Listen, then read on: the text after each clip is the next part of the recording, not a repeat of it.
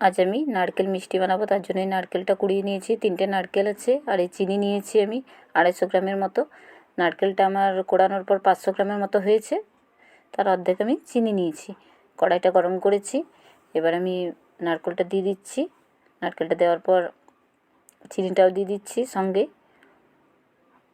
যতটা নারকেল তার অর্ধেকটা চিনি, তার থেকে বেশিও দিতে পারেন, বেশি দিলে আরও ভালো হয়। আমি একটা পরিমাণ জানানোর জন্য অর্ধেকটা বললাম। এবার অনবরত নাড়তে হবে, এটা কিন্তু নাড়া বন্ধ করা যাবে না, তা না হলে তলায় পুড়ে যাবে। গ্যাসের আঁচটা একদমই কম থাকবে। এই অবস্থায় বারে বারে আমাকে নাড়তে হবে। এভাবে যদি করা হয় তাহলে নারকেল নাড়ুগুলো খুব সুন্দর হয়। এই যে এলাচটা ছাড়িয়ে আমি দিয়ে দিলাম। এবার এলাচ দিলে একটা গন্ধটা খুব সুন্দর ওঠে, তাই আমি একটা এলাচ দিয়ে দিলাম। এবার আমি আবারও ভালোভাবে সবগুলোকে মিশিয়ে নিচ্ছি।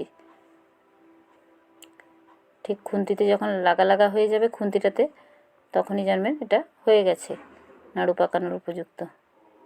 এই যে আমার খুন্তিটাতে লেগে লেগে যাচ্ছে। এবার আমাকে এটাকে নামিয়ে ঠান্ডা করে নাড়ুগুলো পাকিয়ে নিতে হবে। এই অবস্থা দেখুন, যখনই নাড়বো আমি তখনই খুন্তিটাতে লেগে লেগে যাচ্ছে। আর এই বেশ ঝুরঝুরে একটা ভাব এসে গেছে। নারকেলের সঙ্গে চিনিটা আমার ঠিকঠাক মিশে গেছে। এবার আমি একটা থালাতে নামিয়ে একটু ঠান্ডা করে, খুব বেশি ঠান্ডা করাই যাবে না, যতটা সম্ভব গরম গরমই আমাকে এটা তৈরি করে নিতে হবে। এই যে এবার আমি থালাতে নামিয়ে নিচ্ছি। নামিয়ে এই যে একটা গোল করে দেখাচ্ছি নাড়ু পাকি। দেখুন কী সুন্দর হয়েছে, কিন্তু এটা যখনই একটু ঠান্ডা হয়ে যাবে তখনই এটা একদম সাদা ধপধপে হয়ে যাবে আর বেশ শক্ত হয়ে যাবে। খুব গরম আছে, এই কারণে আমি অসুবিধা হচ্ছে নাড়ুগুলো পাকানোর জন্য। একটু ঠান্ডা করে এই যে আমি সবগুলো পাকিয়ে আপনাদের দেখাচ্ছি। দেখুন কী সুন্দর হয়েছে। এভাবে অনেক দিন পর্যন্ত আপনারা রেখে দিতে পারেন করে, খেতেও খুব ভালো হয় এই নারকেল মিষ্টিটা। এভাবে আপনারাও বাড়িতে বানাবেন।